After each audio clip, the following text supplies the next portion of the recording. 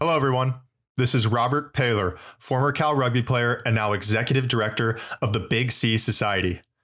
Together with us today are Joe Roof, the president of the Big C Society, Matt Ledretch, the liaison director for baseball on the Big C Society board of directors, and our special guest today, Stu Gordon, formerly of Cal Baseball and co-founder of the well-known law firm Gordon Rees, the 24th largest in the United States, comprising more than 1,000 lawyers and over 50 different practice and industry groups in 70 national offices located throughout the country.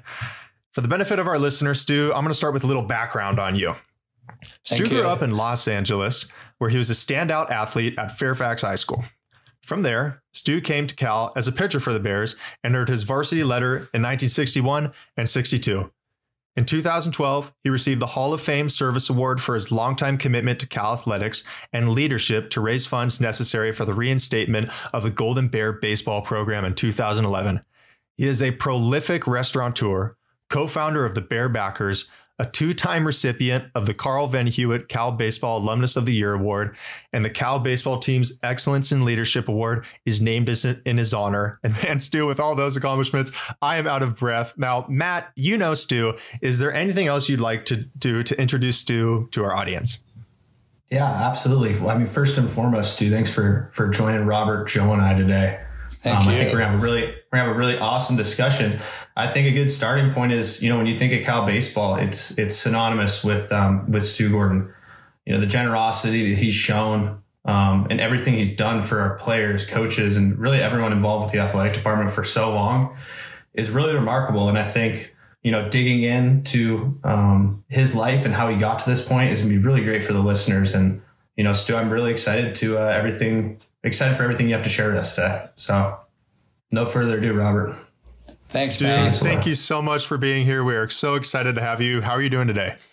I'm doing great. Thank you. I'm very excited to be part of this interview, and especially with the three of you, best guys representing the Big C Society. Well, don't make me blush too much here at the beginning of the interview. Let's jump right into this interview. And we want to talk about your experience at law school, given that aspiring law students are among our many listeners.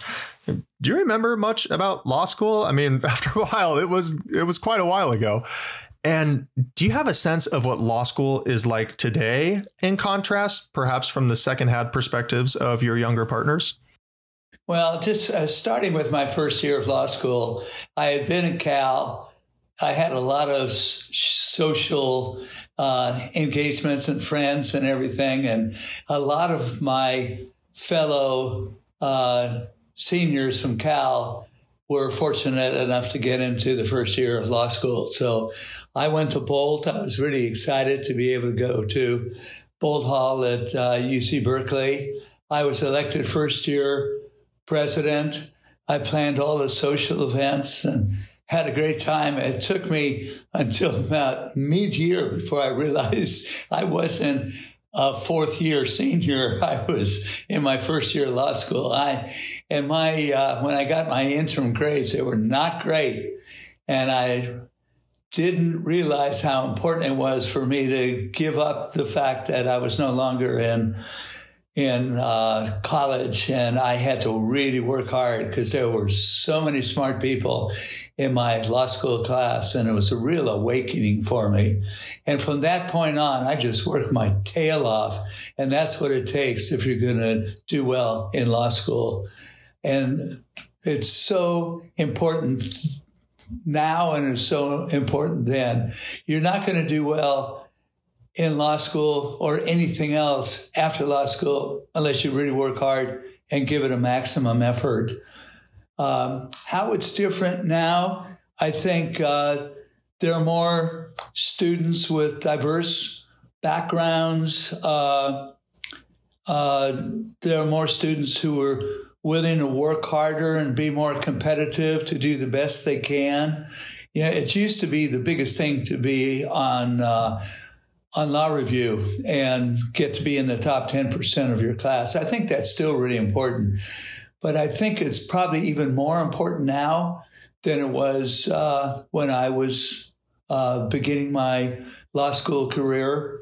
I think that law students now have to be willing to ask more questions, be more understanding of what they're hearing from their professors and from their fellow student in their various study groups and everything. I think it's much more overall engaging now as a law student from what I've talked to and about with some of the people who are just out of law school in my law firm. We hire a lot of new lawyers who have passed the bar, and I think they seem like they're more competitive and they're willing to work hard, and they take being a lawyer really seriously. And I think we did when I was in law school and when I graduated from law school. But I think it's a whole new ballgame now. It's just everything has become so much more competitive. And obviously, if you want to do well, you have to compete. And just like in athletics, I mean, you can't go out and play a sport and think you're going to slide by. You got to really work hard. And I sure did. And I think that's what it really takes. Mm-hmm. You know, just something that you've been speaking about is that work ethic and how that is, you know, a requirement and maybe a secret to being successful in law school. And while that's good advice, of course, we want to go a little bit deeper than that and drill into those hidden, repeatable systems that you use to perform well in that competitive environment. You know, for example, can you describe the specific day-to-day experience as a law school? You know, the types of classes you're taking, the type of work that you're doing. How does that day unfold from dawn to dusk? And what are those secret habits or routines that you practiced? And then maybe, if you can, contrast that with what law school is like today, as you've heard from your partners. Well, you generally take 4 different subjects in law school to start. There's torts and there's contracts and pleadings and procedure and different courses like that. And you go to classes for an hour at a time. You have a professor. You have to take really good notes because you study from those notes. You can get cliff notes and notes prepared by professionals, but taking your own notes of what you learn in your classes from your professors. And you have to really pay attention in those hours that you're in class.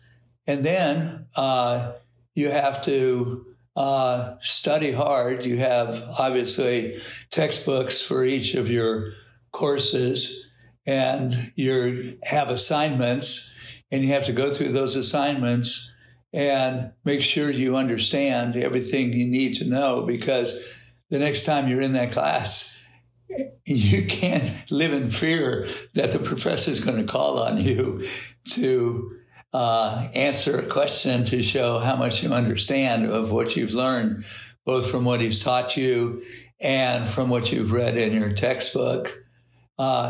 It's really good to have study groups with people you really respect who you can motivate one another, not study groups where you drink a lot and joke around a lot. This is serious stuff when you're in law school. But you have to understand the subject matter that you're being taught by the professor. So you have to really work on taking good notes, going over those notes and reading the chapters that you're supposed to read in the textbook that you've been told to read, and then be ready for the next session with the professor who's likely to call on any one of you. And it's better when you feel really good about what your answer is when the professor calls on you, instead of sitting there like I did the first month or so of law school, because I didn't prepare myself enough. and the professor would call on me, I'd be scared out of my mind. And then I realized it's much better to do the work and not plan as many cocktail parties for my class as president and really work hard.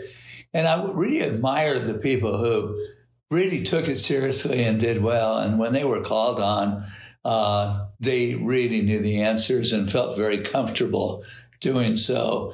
From what I've been told, there's very little of the socialization of planning cocktail parties like I did as class president. And there's more effort put into really learning the subject matter that you're learning that semester or year, and every opportunity you're given, you have to take every opportunity that you can. So what's my take on all this? It's just drilling down on what you're hearing in class, taking good notes, being able to get something out of those notes, and reading the text that you have to read, and being able to have study groups with people you really relate to. Study groups are generally like 5 or 7 people, and there are quite a few in your class. Make sure there are groups that you really can contribute to and get a lot out of. And that goes on through the rest of your legal career. So getting good studying habits and learning habits from the outset are really helpful. Hey, Stu, I got a quick question. This is just really tactics, but sure, Joe. Did you actually read everything that was assigned to you? We've heard some other lawyers talk about the impossibility of reading everything that's assigned. And one of the sort of hacks, or call it a skill, that's developed in law school is sort of separating the wheat from the chaff, and like understanding what you need to read in order to get to the understanding that you need to be able to answer the questions, do well on the test, be a good lawyer, and so forth. Do you think there's anything to that? Or Yeah, no, I definitely do. There's a lot to read. And I think after a while you can see what's sort of extraneous that you don't really have to focus on. I think what's really good is focusing on what the professor's teaching you, what your notes that you took, and being able to take good notes are really important. And then realizing what's really important in the books you read. But I think I would agree that you can't read it all and retain it all. But after a while, especially as you really apply yourself, you can tell what's more important to read and try to understand than everything. I mean, it's pretty impossible to remember everything and to read everything. There were some people in our law school class who were so phenomenally smart that it seemed like they read and remembered everything. Having a good memory is really helpful. I know my memory was a lot better when I was 20 years old than it is right now. But I could remember a lot. But if I overdosed on reading too much and trying to remember too much, it would have been really difficult. So I think it's a skill that you learn as you go along, and you have a better knowledge of what you needed to focus on and what you needed to remember. And Stu, I looked around. Oh, excuse me, Stu. I looked around for what your early career was like and wasn't really able to find much online, again, because it was kind of a long time ago.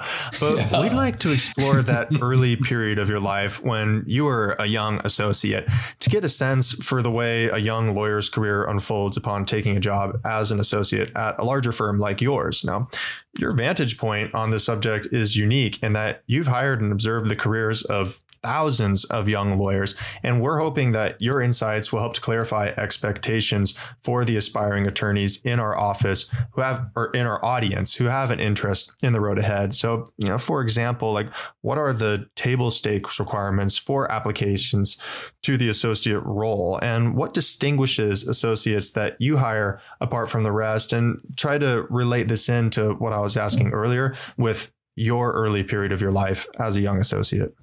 Can I just tell you a story of my first experience working in a small law firm for a dynamite lawyer, highly respected, and he was so good as a lawyer, and he was so organized. He never had very many papers on his desk, but the major thing I learned was he got to work every morning at 7:30, and he left at 6 or 6:30. He worked so hard. When I went to work for Bruce Walkup, phenomenal lawyer, I got there every morning at 7 o'clock, and I never left until after he left. And I really put in the time, and I worked my tail off to try to show him what a good lawyer I was and how hard I was willing to work. And he was really impressed with that. And I think what's really important when you start off as a lawyer is being willing to put in the time. And it's getting there early and working there late, especially as you're just starting off in your first few years, be it a small firm, medium firm, or larger firm. So I went from a small firm to a medium firm, and then a large firm, Brobeck, Fligger, and Harrison. And I worked so hard to try to distinguish myself with how hard I worked and how good I was at everything that I was called upon to do. And then I started my own firm with Gordon Rees. There were only two of us. So it's like starting over and just building up the same way with looking for lawyers who were willing to really work hard, who were willing to engage, who were willing to contribute, who were respectful, and who could meet almost any task or challenge they were given. So that's a general answer. So let's go to more specifics, whatever you would like. But I think just as I think about it, generally overall, that was really helpful to me. And I think that's really helpful to all new lawyers coming out of law school. You might be a big guy up through even law school, but when you start in a law firm, you start at the bottom. You got to work your way to the top, and it takes a whole lot of work. You got to be willing to put in the time and do whatever you can to do the best job you possibly can to get to the next levels. I've got a quick question on that, Stu. You mentioned there was two parts at least that you particularly when you were talking about. Was it Bruce? Bruce Walkup. Yeah, that made him such a good lawyer. So as an associate here, we're talking about, one of the things you're saying is signal to your partners that you are willing to do whatever it takes, essentially by working long hours. But you mentioned this other thing that made Bruce really good, which was organization. So, there was nothing on his desk. There was a few other things you mentioned, but my sense is he was probably like, is it fair to say that he was organized in his thinking and he was organized in his words and language choice and like everywhere in his life? Whoa, is that what made him good? He was so organized and he was so good. I was with him through a whole lot of trials. He never lost a trial. He just was so organized. And he understood what he needed to do to win in trials, to really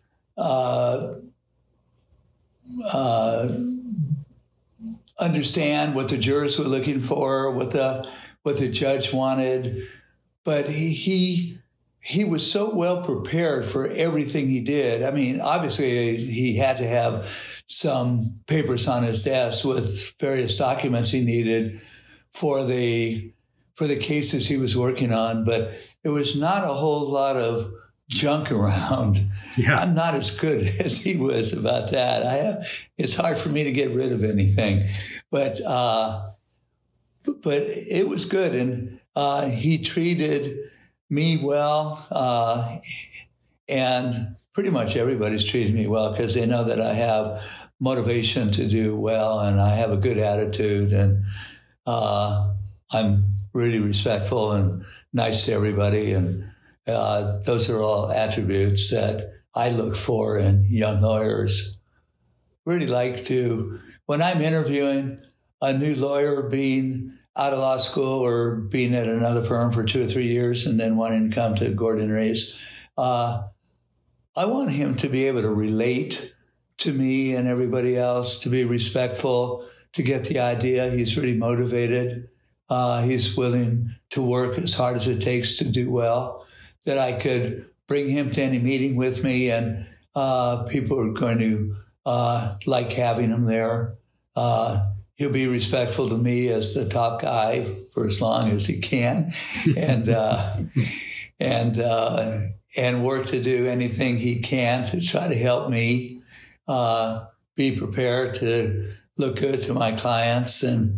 But if called upon, he's got to be able to come up with the responses. And I rely a lot on my associates, either young associates and junior partners and everything else. And almost all of the people who work for me have really ended up doing well, just because they listen to me, they watch what I do, they appreciate how well I do with the clients and all the legal matters that I'm involved in, and they try to emulate me, and then they do better, and that's great.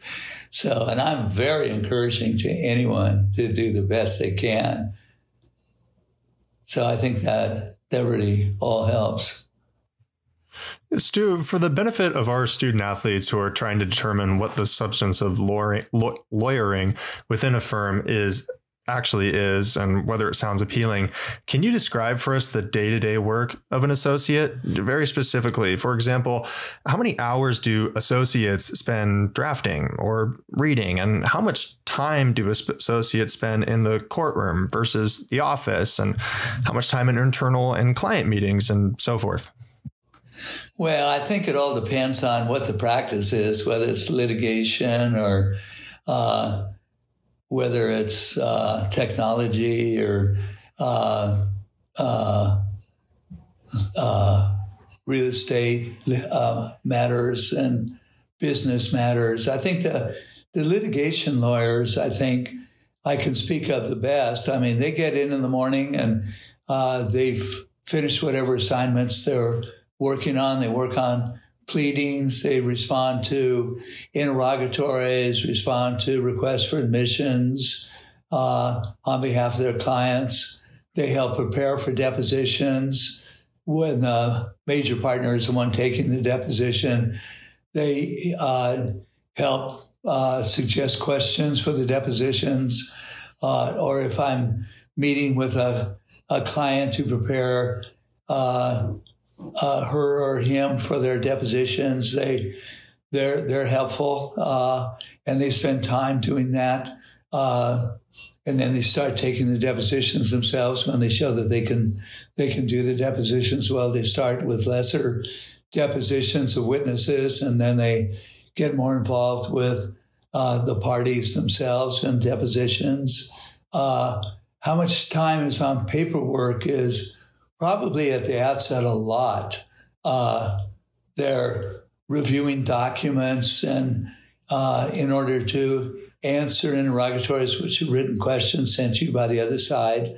And you have to give thorough responses, and they have to review the documents in order to help draft the responses for the partner, like Stu Gordon, to review to make sure he's satisfied with those.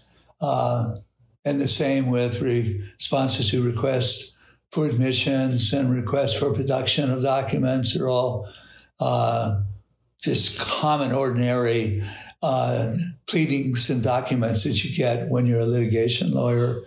When you start spending more time in court, you go to motions and you work on motions with the partner initially and putting together either the best motion to compel whatever it is you're trying to get, or motion for summary judgment to get out of the case when there's no factual dispute in your mind. And motion to dismiss, all sorts of motions. You start working on those in your early part of your career, and then you start doing those on your own. And that takes a few hours a day at the beginning, and the more you get into it and the more you can rely on associates, you spend more on your associates, and you do more time on trying to get more clients. A lot of client meetings and client lunches and client dinners, and then you get ready for trial, and you spend more time in trial, more time in major depositions that you want to take yourself, because the deposition is so important of trying to line up the case the way you want it and line up the facts. And if it's adverse witness or adverse client, you try to get as much out of them as possible that's helpful to your own case. And then with expert witnesses who are retained to testify on behalf of your client, like in pharmaceutical products, I had a lot of outstanding experts who I prepared, but I'd have associates in there with me just to learn how to do it and help me. And then in those depositions, they were key.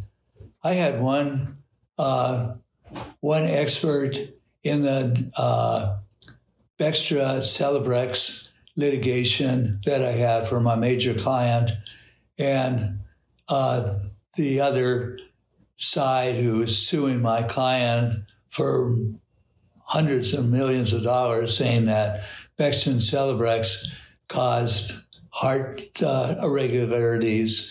And he testified for about 7 or 8 hours with one of the best plaintiff's lawyers, and she is just dynamite.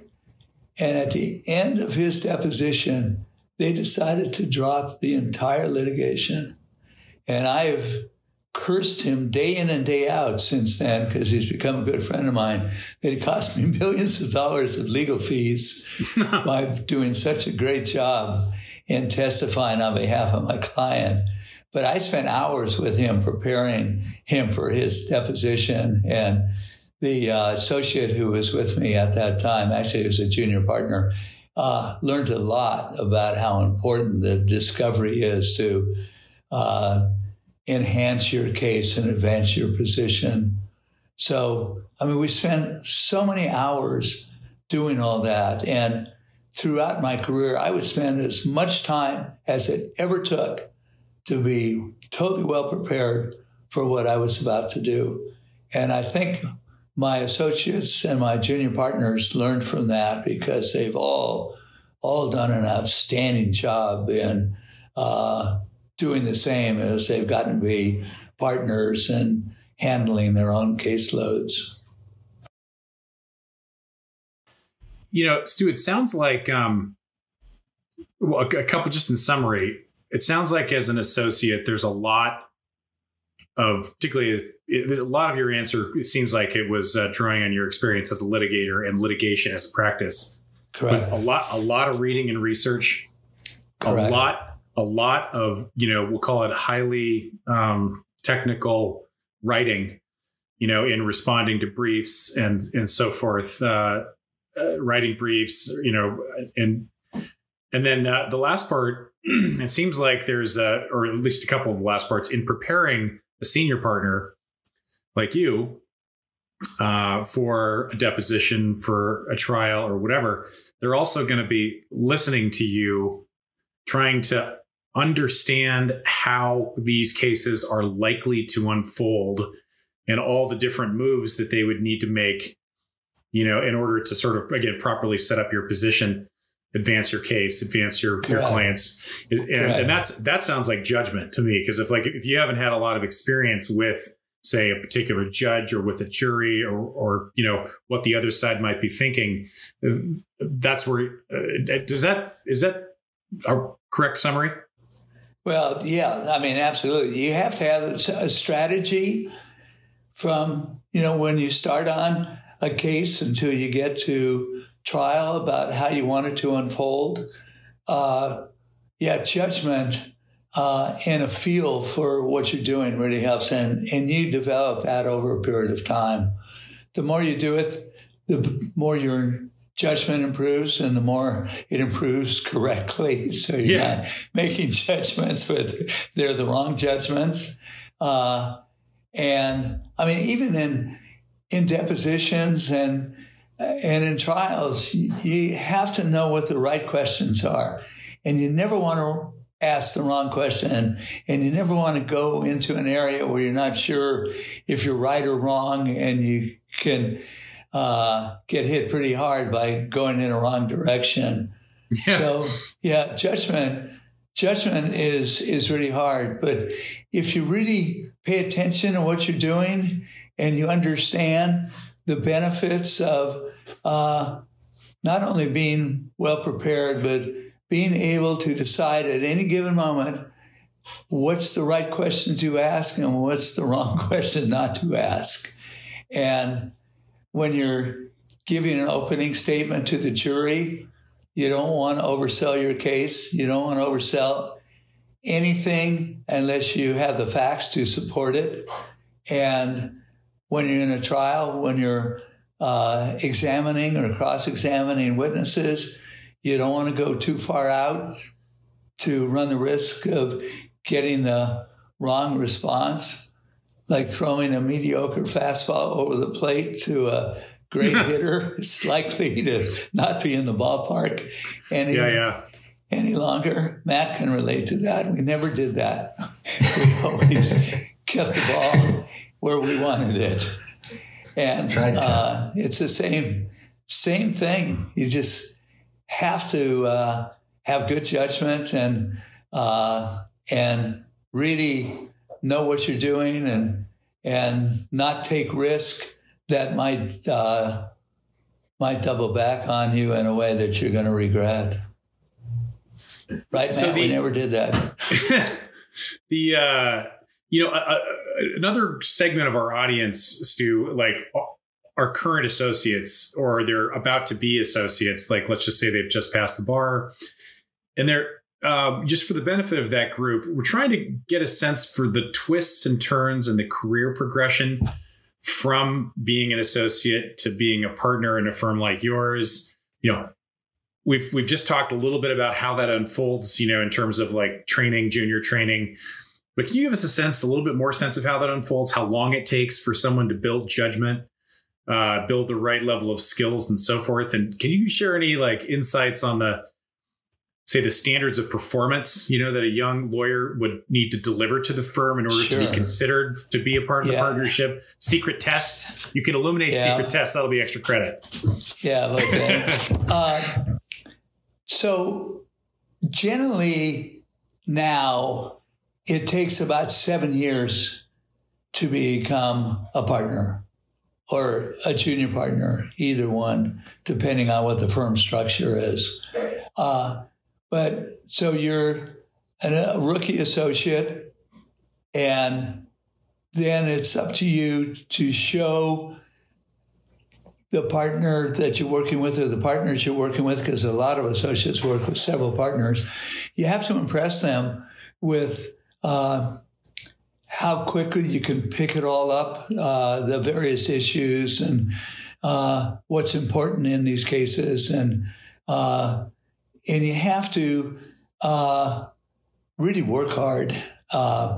And you have to volunteer to be on committees in your law firm and do extra work, not just on the legal cases that you have, but there are all sorts of other things that happen in law firms where the more that you volunteer and the more you get known, the more you spend time after 4 or 5 years trying to get some of your friends maybe to ask you or your firm to do some legal work for them, just showing that you're willing to do whatever it takes to advance your career and to help your law firm is really helpful.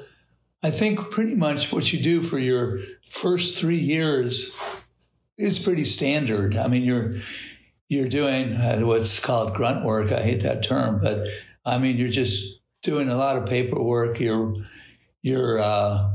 reading, you're writing, you're helping the partner, the junior partner, whatever you're trying to impress him or her with what good work you do. So they give you more work, and the more work you get, if you can do more work and keep doing more work, you'll impress whatever partners you're working for, and leaving a good impression on everyone you're working with is really good. And if you do have some client exposure with your partners and you're called on to do anything with those clients, it's really good to impress those too. I've given my associates really good opportunity to participate in the client discussions. And it's great when my clients are impressed with the associates who are working with me. And that gets to be more and more as we go along. After 4 or 5 years or so, you're much more in line to be looking at a partnership, and generally a junior partnership, if that's the term that applies in the structure of your law firm. But working hard, being willing to do whatever it takes to do the best job that you can,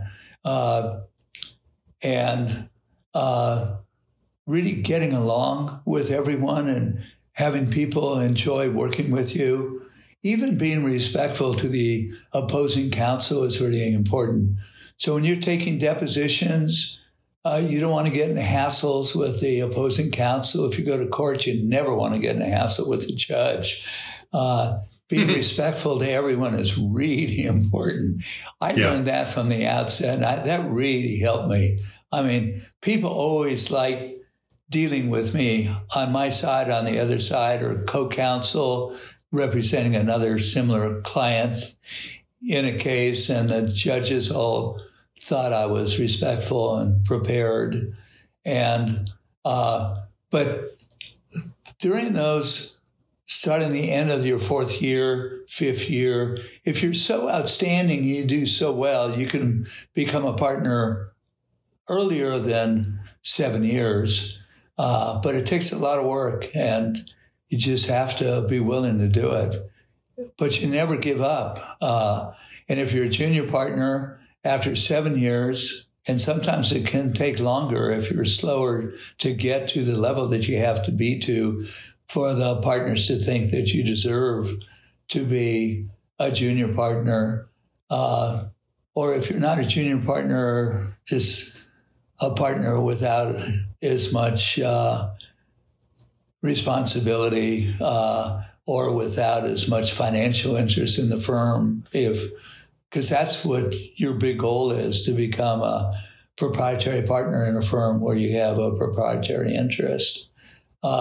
It's easier when you have a 2-man firm, because if there are 2 guys, it's easier to split up the ownership of the firm.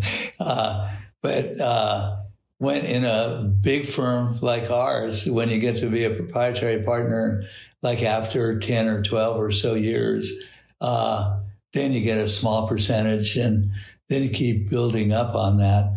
But it's all just a ladder of one step after another of getting where you want to go and being able to work as much as you have to get there. But really always volunteering any way you can. If anybody says, I need a lawyer in our group to go to this motion or do this motion or go to this hearing or whatever, it's great to say, I'd be happy to do it, and then be prepared to do it. And the more motions you win and the better you do in depositions and everything else associated with litigation practice, the sooner you're going to be a partner. I want to see, generally 7 years is 7 years is a good number. Okay, so we recognize obviously there's no certainties in life. There's some people that never make partner, but it sounds like that. Like some of the keys include this extreme amount of work. Part of the reason for that is to build all this judgment so that you can get to the nub of things quickly, so that you can impress clients and your partners in these engagements. And also, it sounds like building the skill of being courteous. I think it's sort of important to note that you're often dealing with contentious issues as lawyers. Yeah, and so very contentious issues and very contentious lawyers. Yeah, so being polite under those circumstances is it seems like that could be a learned skill as well. And then the last point is once you've actually if you're lucky enough to win your way into the partnership, just being a part of the partnership, it's essentially you get some portion of the pro rata distribution of profits at the end of the year. Is that right? Is that why everybody's trying to do this? Yes, correct. So that's sort of like the annuity. Yeah. And what's really important at that stage is developing clients. And that's a skill too, Joe, because the more clients you're able to attract to your law firm because they have faith in you, they trust you, they know you're a lawyer, they know you work with a good law firm. The more clients you get, the easier it is to get more. And that's just developing self-confidence in yourself to project yourself as someone they'd like to have represent you and not just be your friend or whatever, but someone they can trust as their lawyer. Yeah. Really helps. Of course, that makes you a producer for the firm, which then makes you valuable. And, of course, the partners would then be more interested if you're going to be adding to the pie.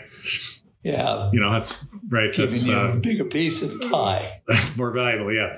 Yeah. Good. Yeah. So, Stu, after your explanation of climbing this ladder and Joe's, summary of picking up information quick, volunteering and putting in extra work and being a respectful person, once you switch to the role as partner, what's the difference in the day-to-day duties from that of an associate? You mentioned developing clients. What are those other things? How does the day-to-day change?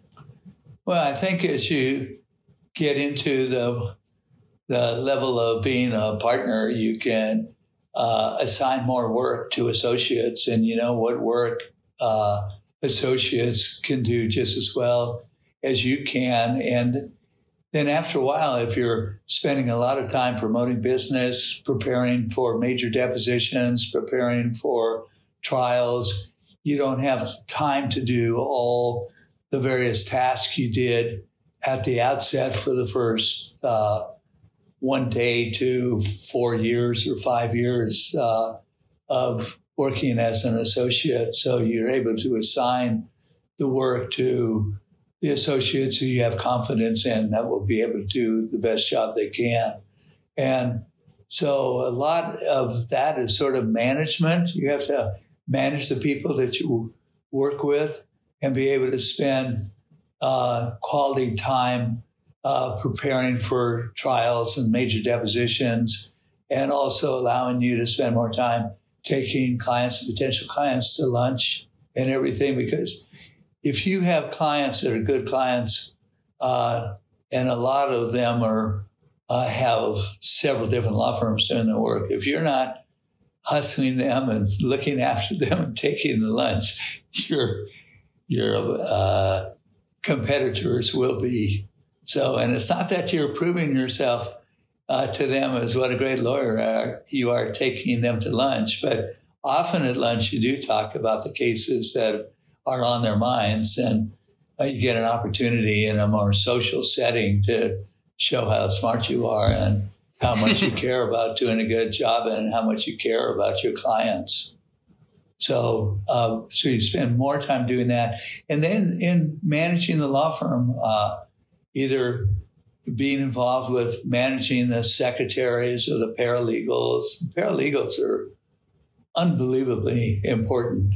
And as you get to the 5, 6, 7 year point on, you have to have a paralegal who's not doing legal work per se, but you ask them to do stuff for you that you need them to find, like cases that you need to find or documents you need to find for production of documents or whatever.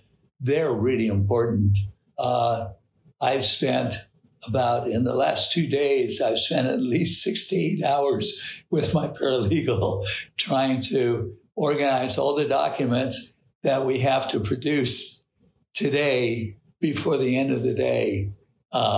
And so I was up till 10:30 working with him last night on our iPhones. And this morning we were up at 7 working on this until about 9 o'clock. I said, I have to focus on this very important call I'm on right now. Mm-hmm. But, you have so many more things to do that you're responsible for as you get on in your legal career. And you just have to be able to sort of use your time wisely and not be afraid to work until 10:30 here. I've been a partner in my law firm for probably 45 years.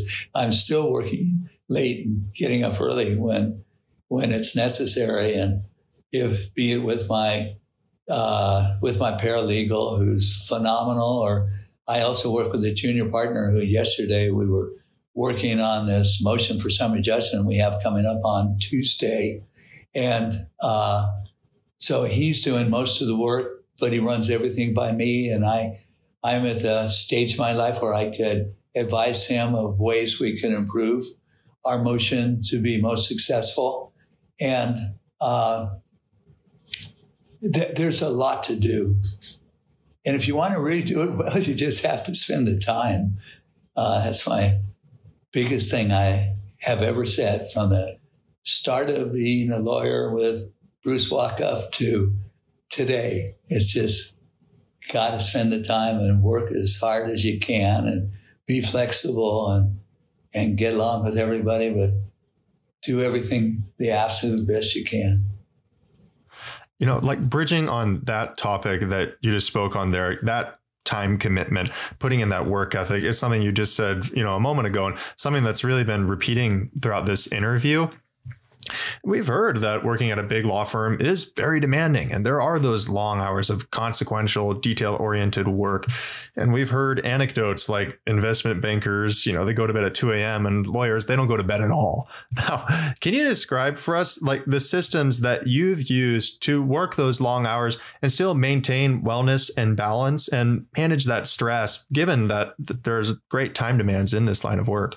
Yeah, whatever you said is exactly right. I mean, nothing is more important to me during the day than spending at least an hour working out, either running, which I ran 54 marathons and over 60,000 recorded miles, and I somehow found the time in this busy legal career that I had. I still have to work out at least an hour a day. So you have to give up a little on sleep, I think, unless it just works with your schedule. You get more sleep than not. But you just have to be able to have your family life that you deal with, because it's really important. Anything else that you're doing with friends, I belong to the Bohemian Club, the Pacific Union Club, the Wine and Food Society of San Francisco. I have to spend my time doing that. So allocating your time is so important. And you can't just focus it all on one thing. But when you're doing whatever it is, you have to really do it the best you can. And when I'm working, I really focus on my work. And when I go out for a run or do my Peloton, whatever, I'm trying to do the best I can while I'm doing that. But when I'm running or when I'm walking or when I'm doing my Peloton, I'm always thinking of things that I need to do when I get back that will help me as far as what I'm working on my legal cases. I get some of my best thoughts, and always have, when I'm out in the fresh air doing exercise. So that's really been helpful. And my wife is very supportive, they'll think I'm crazy because when I go on vacation, I spend at least 3/4 of every day working. But I try to do it in the best way possible and get the most out of those other hours when I'm with my wife and running or working out or whatever. Life for me, and I'm pleased with what I've accomplished in my life, has been allocation of priorities. And what I need to do gets done, and what I want to do mostly gets done. But if I have a case like the one I'm working on now for the last few weeks, that I have to have this brief finalized and submitted this afternoon, I'll give up working out, which is painful because I have my priorities, what I have to do. But given my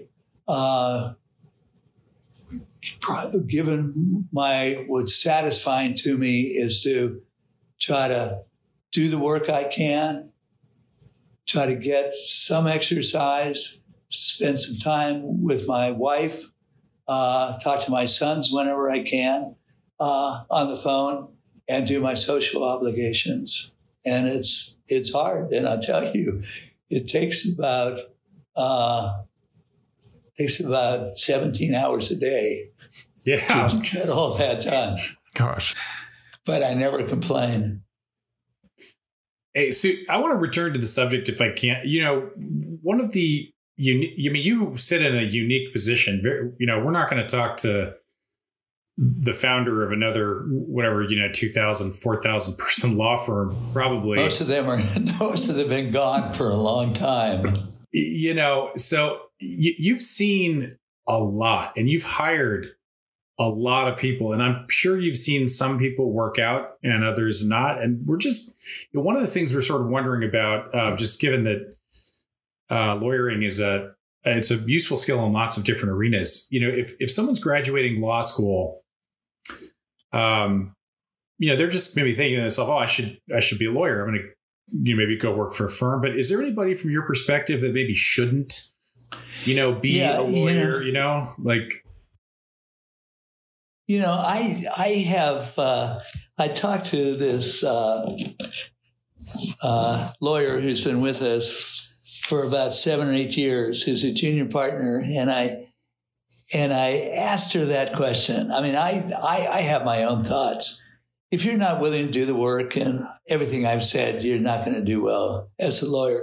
If you're not willing to get along with the people you work with or the people who you're working against, you're not going to be a good lawyer. If you're not willing to understand the process that people disagree, and you have to try to realize that their disagreements with people doesn't mean they're wrong and you're right. And if you have a difficulty trying to understand both sides of the issue, you're not going to be a good lawyer.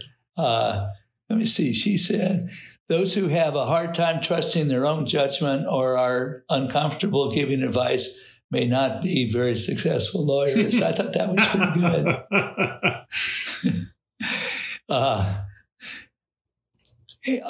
She also said, good attorneys also listen, ask questions, push for the truth, and are constantly reassessing the information presented, which takes time. Good writing takes time. Those who have a hard time understanding that there's a process to coming to a reasoned conclusion will not do well. Being a lawyer has a high threshold for stress. If you can't deal with the stress, you probably wouldn't be a good litigation lawyer because it's very stressful.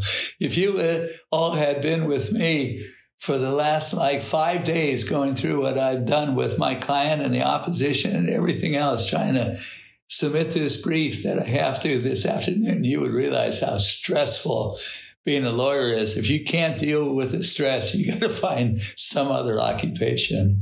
And before I forget, Stu, on this note, my wife Julie passes along a warm hello, and I'm reminded of that because her uncle Greg LeMaine was a senior partner at Baker McKenzie.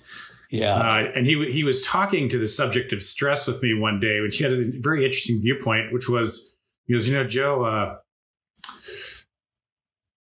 life is stressful. This, doing what I do is stressful, but life wouldn't be very interesting if things weren't stressful.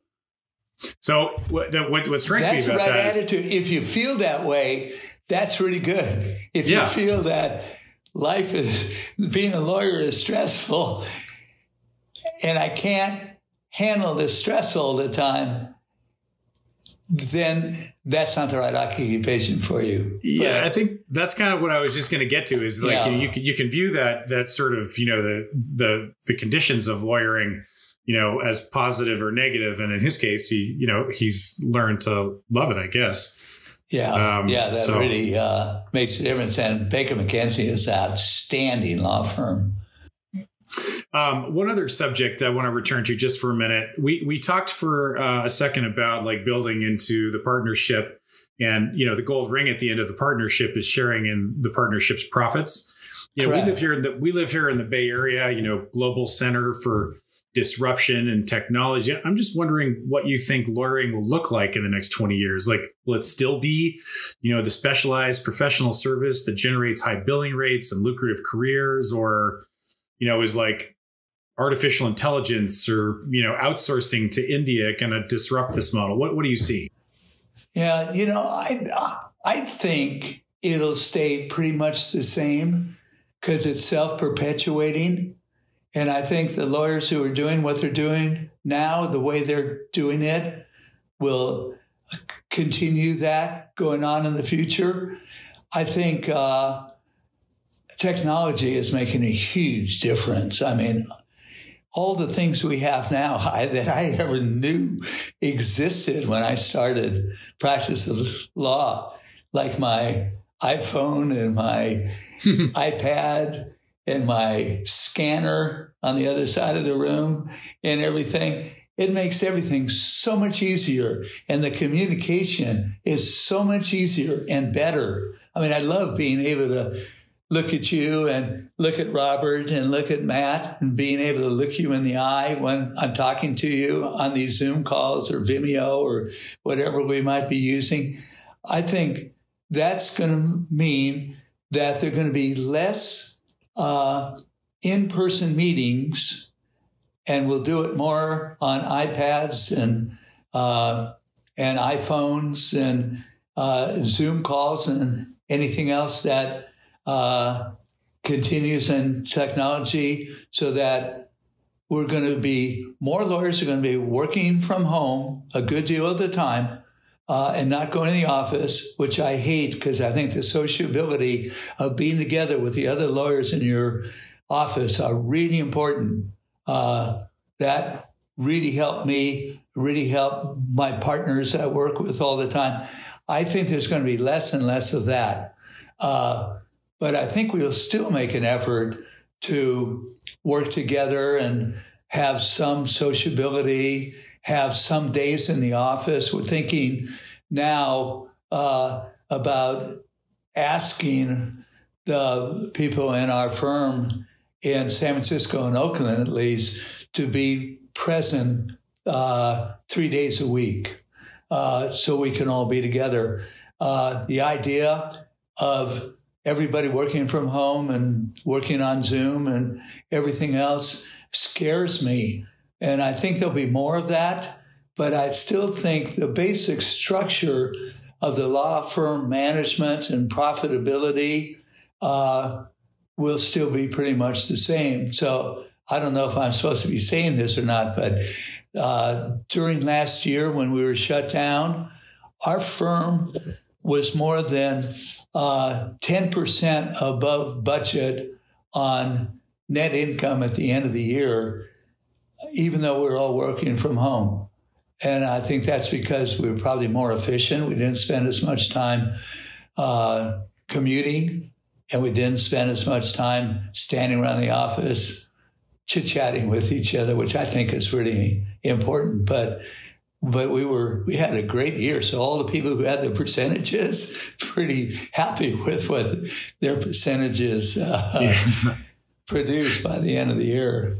It strikes me that the ability of all these companies, yours included, to execute, even this virtual environment over the last year may well have been set up by all the time that you spent in person before that, greasing the skids, and also supports the logic of, spending at least, 3 days a week or some amount of time together going forward. Because imagine if you were a new person coming in and you never met you in person, and then you're interacting with you over Zoom, it might produce a different result than if you had been together. So, yeah, I'm sure that's true. I'm sure meeting me just because I'm the senior partner, probably for someone younger just coming into the firm would be sort of scary. I don't think I'm that scary, but it'd be better meeting me in the office than having a Zoom call. Would be much more sterile.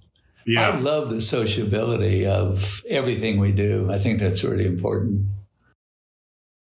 Stu, you've been presenting us a masterclass on being a lawyer, both in your experiences and insights. And on that note, now I'd like to shift to the intangible benefits, the thousands of hours that you invested on the field as a baseball player, the training, the treating, competing. Our audience is very interested whether the sensibilities you developed as an athlete are transferable to post-sports careers. So for that, I'm going to turn the mic over to Matt.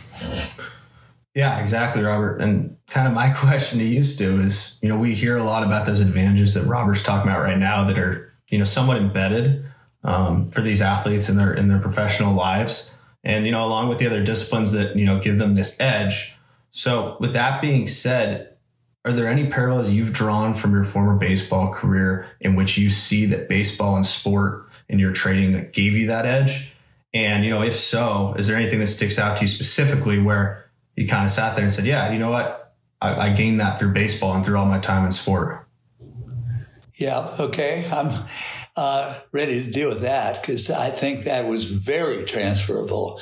First of all, just when I was a kid, I wanted to be a great baseball pitcher like you, which it was Sandy Koufax at that time. But so I would pitch to my father almost every day after he got off work, and we'd have a catcher's box, and I had my pitcher's mound. It was just a stripe in the driveway, and I'd throw it to him every day I could.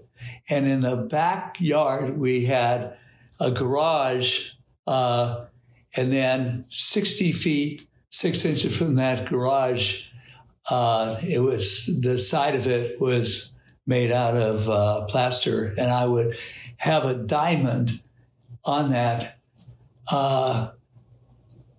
garage, which would be the plate.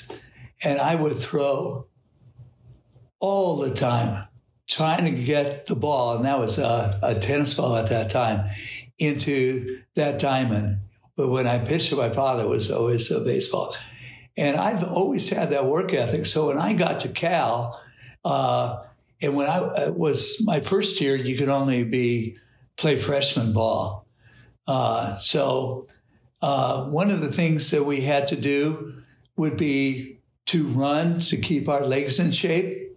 And if we had to run 10 laps or 20 laps, I would always double that because I love to run and be in really good shape. I think you have to be in good shape to be a baseball player and be successful. And then I practiced as hard as I could. I tried to always get along well with my teammates. I tried to encourage all my teammates to do the best they could. And we won the College World Championship in my first year, but I couldn't play on that team. I was also on the basketball team and also practiced a lot as a basketball player. And I sort of had a joint scholarship, but mostly toward baseball. And I really practiced hard as a basketball player. And and I could only play basketball in my first year. And we had Daryl Emhoff, who was an All-American center. And so the freshman team that I was on, I was the tallest guy, taller then than I am now. I was pretty close to 6'5", and Daryl Emhoff was 7'1". So I had to guard him when the freshmen played the varsity. And I learned from that experience that I should stick to baseball because I wasn't tall enough. But that team won the NC2A in basketball under Pete Newell, who was a phenomenal coach. So I learned from baseball, get along with your baseball coach, George Wolfman, and do whatever he says and show him respect and be respectful of my teammates like Bob Milano, who I know you know, who was outstanding. And so, but I was willing to really work hard, and there were some stressful games that we pitched in that you can't fold, even though you have runners on second and third and nobody out. You got to still pitch smartly and do whatever you can to don't let that guy on third base or second base score, and keep your pitches under control, and don't sort of lose your control over everything you're doing because you're too stressed out. And I think you learn a lot under those stressful situations as a pitcher, and as batters do when they're up to bat and they're men on base and they need runs. You can't fold under the stress of, wow, what am I going to do now? They have to just pay attention and get their hits. So I really, really worked hard at all times and was, I think, a really good teammate. I think Bob Milano would agree with me, even though I called him off a few times on pitches he thought were better than I thought they were. But we lived with that. And right up into the very end of my college career as a pitcher and baseball player on really good teams, I dealt with the stress of difficult times, and I was always respectful to the opposing players and the opposing coaches. And I knew that if I was willing to compete in law school to do the best I could, as I did in baseball and basketball before I gave that up, that would really help me. And the work, spending the time, getting along with everyone, having respect for everyone, are just tools you take with you from sports to law school, to your law firm, to success. And I think that's been my roadmap. It's really worked out well for me. But if I didn't engage in sports, I don't think I would have ever gotten to where I am today or well before today. Yeah, it's a good point. You know, all athletes get used to the feeling of stress. They get in a number of different ways. And we had another guest, Bank Barron, who's an incredible swimmer and executive. He sort of, in his own way, talked about that stress turning into confidence. And that confidence being a remarkable professional edge. Yeah, I should have mentioned that, Joe. I'm happy you mentioned that. Having confidence in yourself that is well-deserved is so important. And I did as a pitcher, and I have done that as a lawyer. I mean, I've had total confidence in everything I've been doing since I became a partner at Gordon Rees, which 1974. Everything I've done then, I'm still ready to learn, willing to learn things all the time, but I have a lot of confidence in myself. So I've got a final question for you here.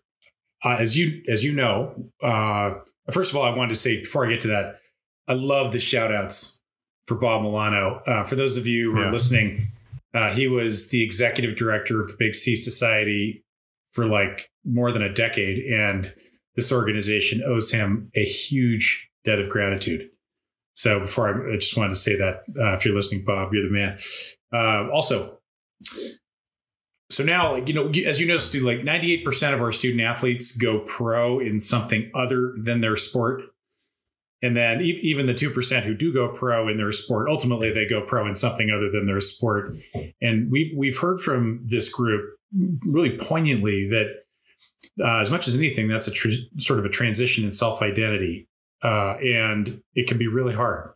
Our student athletes sort of describe feeling untethered, deeply uncertain, about who they'll become and how life will unfold, what the first steps to take are and so forth. And we're just wondering if I'm just going to say the mature you could give some general advice or career guidance to the 22-year-old you, if you can think back that far. I know it's been a long time.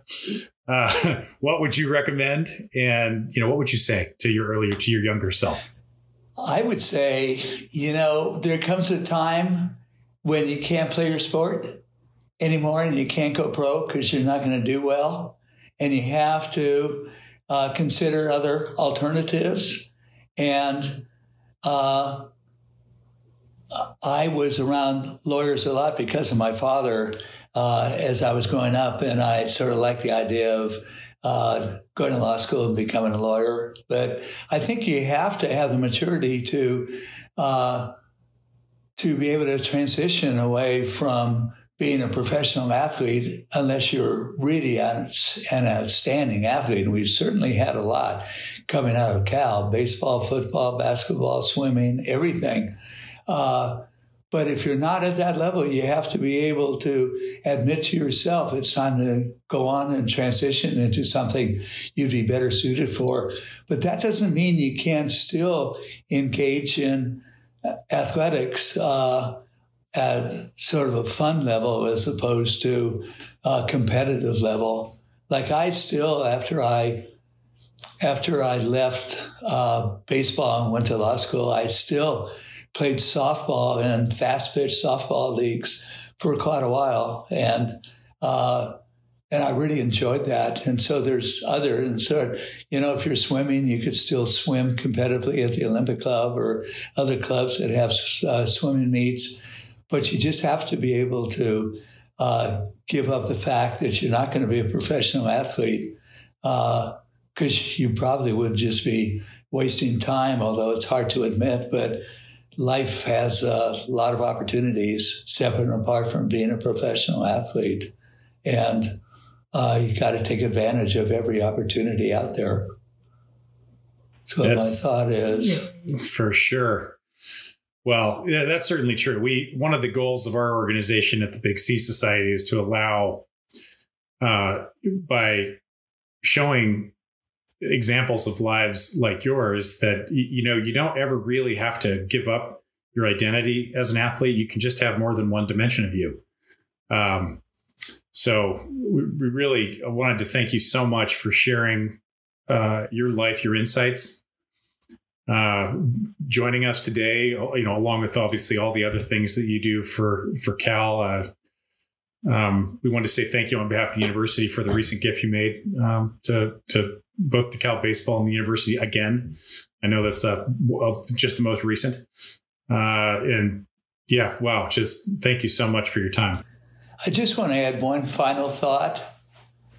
If you have a wonderful experience in many different ways as an athlete at the University of California, Berkeley,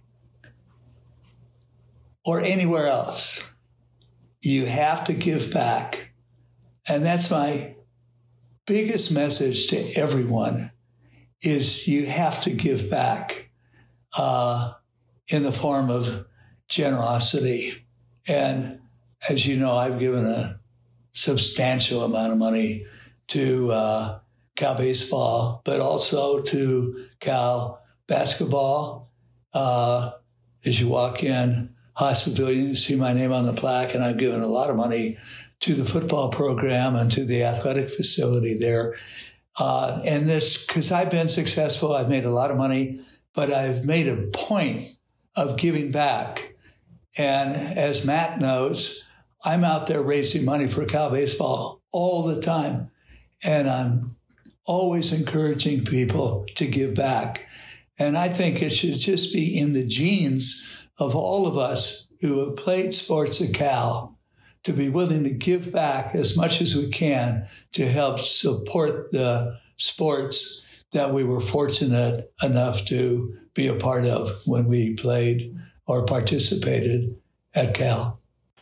Yeah, Bill Oswald's on our board, and his wife Trudy always says you'll never regret any donations or generosity, whether of time or capital, that you make. It always seems to feel so good and come back to you in ways that you can never imagine. So it's true. Hey, last thing too, Stu, I'm wondering if anybody's listening who anybody wants to get in touch with you, send you an email, ask you a follow-up question. Is that something you're open to? And if so, how would they get in touch with you?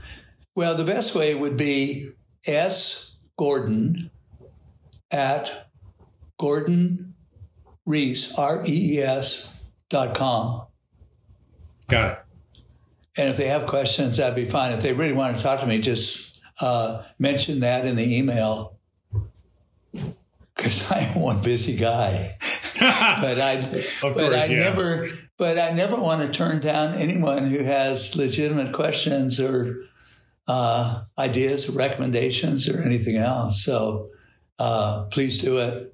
That's why they invented the iPhone, is to get emails.